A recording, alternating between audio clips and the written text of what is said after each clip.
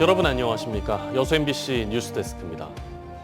전남도가 의대 추천대학 선정을 위한 용역 절차를 준비 중인 것으로 알려지면서 동북권 반대 여론이 확산하고 있습니다. 순천대는 최근 전남도가 공개한 용역 결과가 크게 왜곡된 것으로 분석됐다며 전남도의 의대 행정을 신뢰할 수 없다고 강력하게 비난했습니다. 김주희 기자가 보도합니다. 전남도가 국립의대 추천대학 선정을 위한 공모 절차의 강행 의지를 구체화하고 있습니다. 도는 오는 23일 의대 추천대학 공모를 위한 용역기관 선정 공고에 앞서 설명회의 개최를 준비 중에 있습니다. 전남도의 계획대로 진행되면 다음 달 말 안에 용역기관도 최종 선정될 것으로 보입니다. 이 같은 계획에 동북권 지역사회의 반발 여론이 커지고 있습니다. 전남지사를 향해 동북권 90만 지역민들의 반대 목소리가 들리지 않는 것이냐며 권위주의적이고 일방적인 행정을 중단하라고 강도 높게 비판했습니다. 도지사가 정치적 어떤 판단에 의해서 자기 눈에 물대기식의 어떤 이런 공모를 한다고 하면 저희 동북권은 받아들일 수 없고 보다 강력한 저희들의 어떤 입장들을 가지고 저항을 해야 될 거라고 생각하고 있습니다. 순천대는 최근 전남도가 공개한 의대 설립 용역 결과를 분석해보니 전남도의 속내를 가늠해 볼 수 있었다며 도 행정에 대한 강한 불신을 드러냈습니다.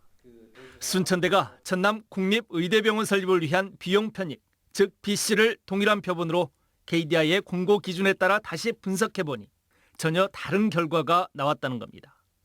총 비용 편익이 전라남도가 공개한 보고서에서는 동북권이 서북권보다 94억 원이 낮았는데 KDI 공고안으로 면밀히 분석해보니 동북권이 서북권보다 오히려 117억 원이 높은 전혀 다른 반대의 결과가 도출됐습니다. 특히 중증 응급 사망자 수 평가 항목에만 80%에 육박하는 과도한 비중을 부여해 결과값을 크게 왜곡했다고도 주장했습니다. 전남 동북권에 의한 지표는 축소하려고 하고 서북권에 관련 지표는 확대하려고 하는 의도들이 곳곳에 숨어 있습니다. 제가 다 일일이 말씀을 드리기는 그렇습니다만은 곳곳에 그런 의도가 숨어 있었고 이거는 애초에 의도를 갖고 이 연구 보고서를 작성했다고밖에 의심할 수밖에 없습니다. 서북권 출신의 김영록 전남지사는 그동안 지역 균형 발전이란 명분으로 10여 곳이 넘는 정부 공공기관들을 서북권으로 이전시켜왔습니다. 동북권 지역사회는 전남지사가 이제 한 발 더 나아가 도민들의 생명권과 건강권을 담보로 한 의대와 부속병원의 설립 문제까지도 행정이 아닌 정치로 접근하려 하고 있다며 강한 불신을 보이고 있습니다. MBC 뉴스 김주희입니다. 정영균 전남도 의원이 김영록 지사를 향해 전남권 의대 공모와 관련해 권한 없는 행정행위의 중단을 촉구했습니다. 정영균 전남도 의원은 오늘 도의회 도정질의에서 전남도가 의대 공모 방침에 법적 근거가 없는데도 권한도 없이 불법 완장을 차고 있다며 더 이상 지역의 분열과 갈등이 확산하지 않도록 유치 희망 대학들의 행정적 지원만 하라고 요구했습니다. 정 의원은 또 정부가 기존 의대 정원 배정을 마쳤는데 도가 200명 배정을 요구한 것은 턱도 없다며 지사가 의대 설립 업무를 전혀 모르는 것이라고 지적했습니다. 이에 대해 김영록 전남지사는 중앙의 전남권 의대 추천권을 반납했을 때 교육부가 전남의 의견을 수용하겠냐고 반문하며 최근 의대 정원 200명 배정을 요구한 것도 500여 명의 의대 여유 정원을 감안한 것이라고 밝혔습니다. 22대 총선 전남 동북권 국회의원 당선인들이 전남의 균형 발전을 위한 공동 공약을 발표했습니다. 권양엽, 김문수, 문금주, 조계원, 주철현 당선인 등 5명은 오늘 국회 소통관에서 기자회견을 열고 여순사건 특별법 개정과 여수 순천 고속도로 건설, 한국항공우주연구원 고흥 분원 유치 등 6대 공동 공약을 밝혔습니다. 이들은 또 도청과 교육청 등 행정기관과 16개 공공기관이 모두 서부권에 위치해 동북권 소외론이 확대되고 있다며 전남의 균형 발전을 촉구했습니다.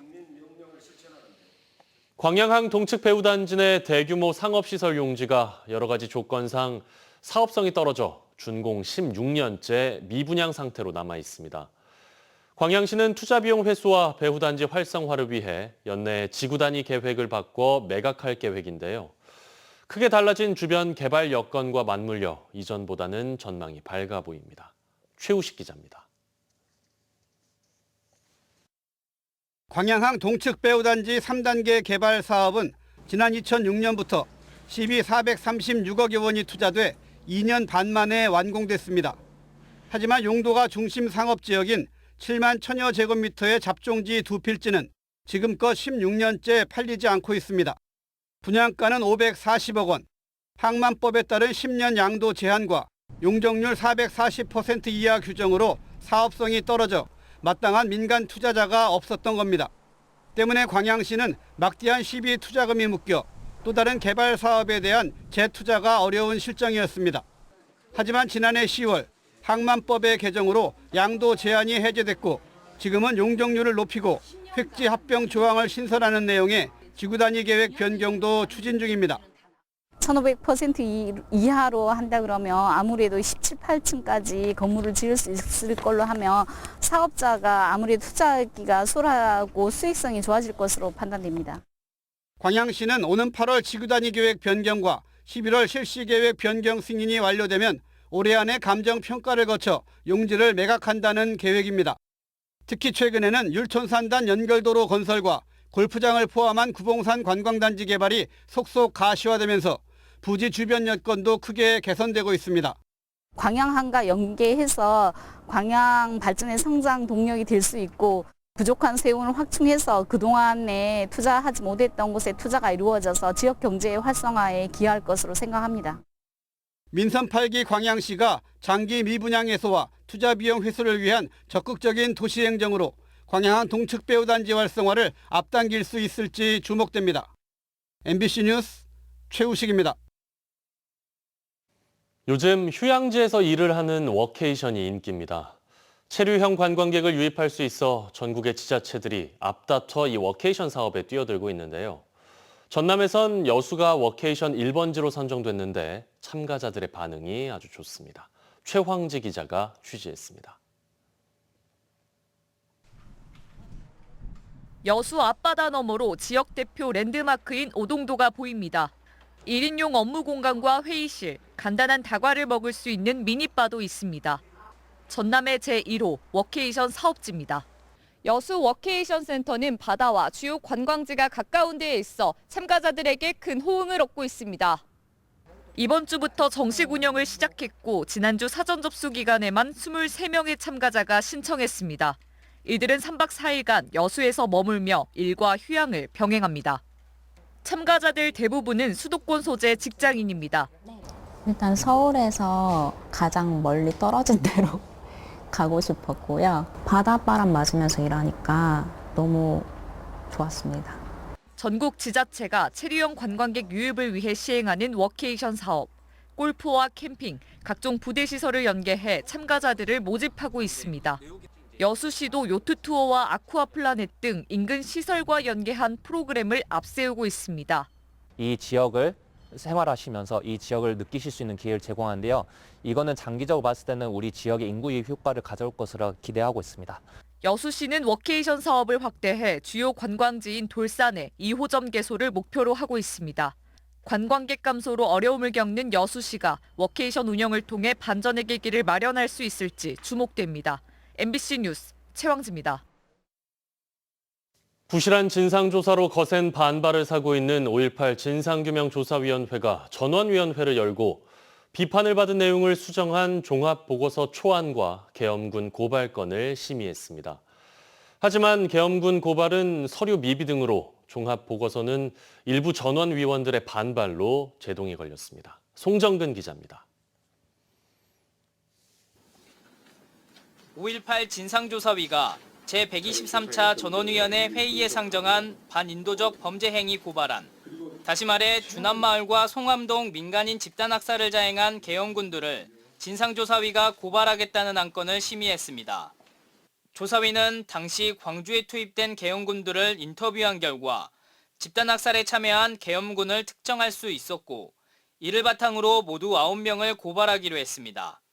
헌정질서를 파괴하는 범죄인 내란과 반란, 집단 살해는 공소시효가 없기 때문에 충분히 고발이 가능하다고 판단했습니다. 피고발인은 주남마을 민간인 학살을 자행한 계엄군 5명과 송암동에서 민간인 학살을 저지른 계엄군 5명인데 이 가운데 1명이 중복돼 모두 9명입니다. 확인 사살, 그다음에 현장에서의 임무 처형, 이런 반인도적인 학살 행위를 직접 자행한 당사자들의 인정 진술을 좀 확보를 해서. 하지만 전원위원회는 고발을 일단 보류하라는 결정을 내렸습니다. 공소시효 논쟁과 송암동 사건의 경우 가해 계엄군이 명확하게 특정되지 않았다는 이유 등으로 다음 전원위 회의 때까지 서류를 보완해 다시 심의하기로 했습니다. 논쟁이 길어질 수 있기 때문에 가해 계엄군이 명확하게 특정돼 있는 주남마을 양민 학살건부터 먼저 고발을 해야 한다는 목소리가 나오고 있습니다. 지휘하는 사람들에 대한 증거 논의가 있는 것 같습니다. 그래서 1980년 5월 23일 주남마을에서 학살된 그 두 분 최수길과 양민석 씨에 대해서는 실제로 지시하고 실행한 사람들은 다 특정되어 있습니다. 그렇게 특정된 걸 중심으로 먼저 고발했습니다. 진조위는 계엄군 고발건과 함께 종합보고서 초안도 전원위에 상정했는데 국힘 추천위원들의 강력 반발이 일었던 것으로 전해지고 있습니다. 왜곡됐다고 평가됐던 권일병 사망 원인과 무기고 피습 시간에 대해 당초 개별 보고서와 다르다며 반발했다는 겁니다.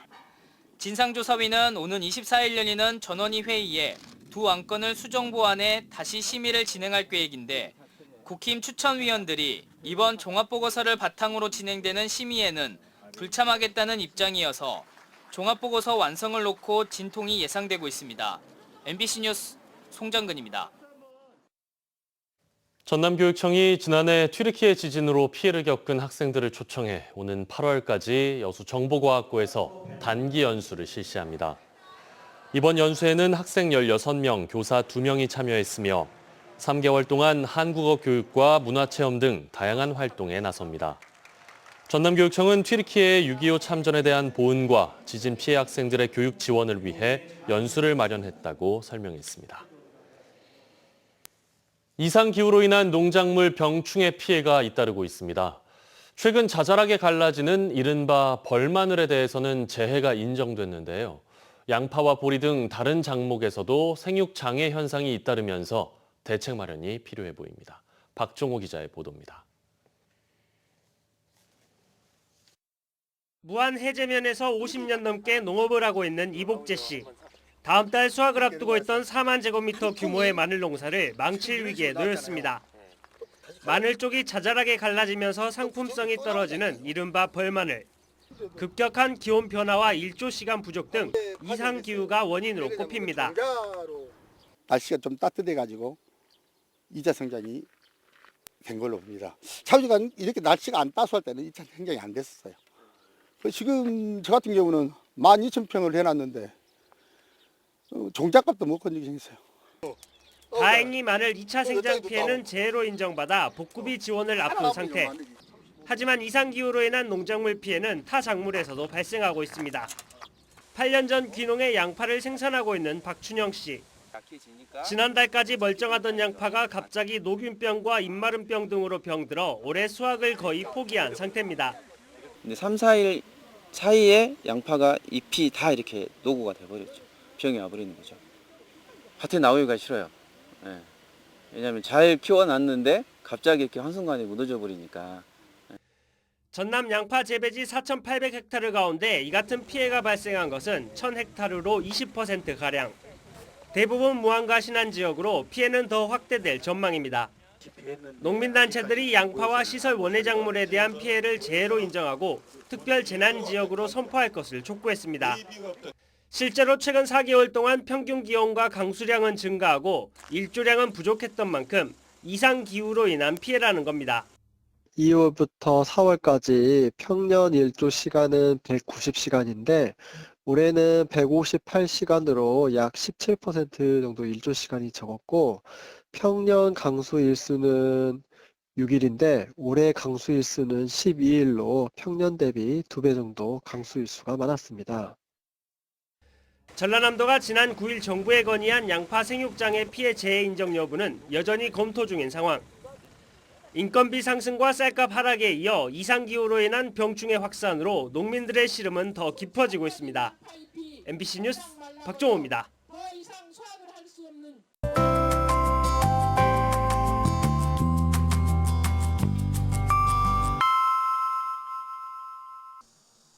날씨와 생활정보 정리해드리는 생활포커스입니다. 오늘부터 전남 도립미술관에서 리너스 반대 벨데 작가의 개인전 나는 욕조에서 망고를 먹고 싶다가 공개됩니다.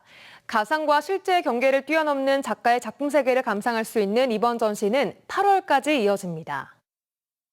전남 농수산식품 수출액이 15개월 연속 증가세를 보이고 있습니다. 전남도에 따르면 4월 말 기준 해당 수출액은 2억 3,400만 달러로 지난해보다 12% 이상 증가한 것으로 확인됐습니다. 한국공항공사가 6월 여행 가는 달을 맞아 다양한 할인 행사를 진행합니다. 김포공항에서 여수 등으로 가는 이용객 5천 명과 반려동물 동반 여객 150명을 대상으로 2만 원 할인 지원을 하고 공항 이용객은 수오카 할인도 받을 수 있습니다. 오늘도 맑은 가운데 낮 동안은 포근했습니다. 한낮 기온 순천이 26도 보였는데요. 당분간 기온은 점차 더 오르겠습니다. 전남 동부 지역 내일 한낮 최고 기온은 27도, 목요일인 모레는 30도까지 크게 올라 평년 기온을 4도가량 웃돌겠습니다. 내일도 하늘은 맑겠고요. 미세먼지는 보통 단계 전망됩니다. 10도 이상의 큰 일교차에만 주의하시면 활동하기 좋겠습니다. 자세한 내일 지역별 기온 보시면 아침 기온은 여수가 16도, 그 밖의 지역은 14도로 오늘과 비슷하게 출발합니다.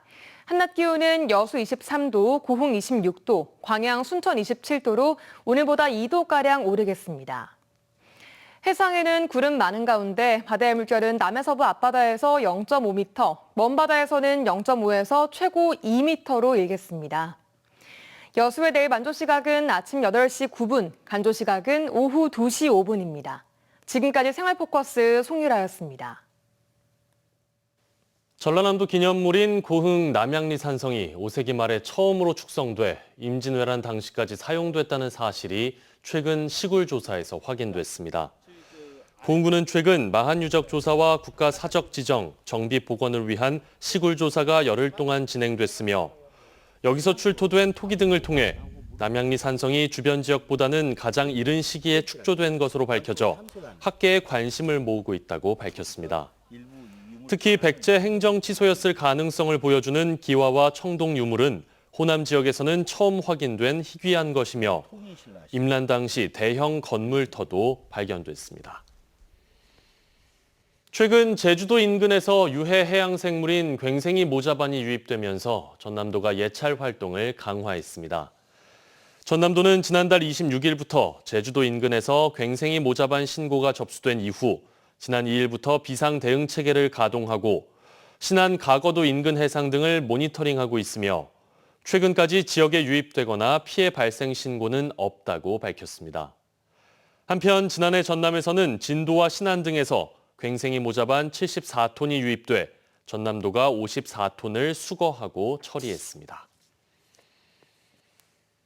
고흥군이 5월 가정의 달을 맞아 관내 무료 경로식당 급식 봉사 활동에 나서고 있습니다.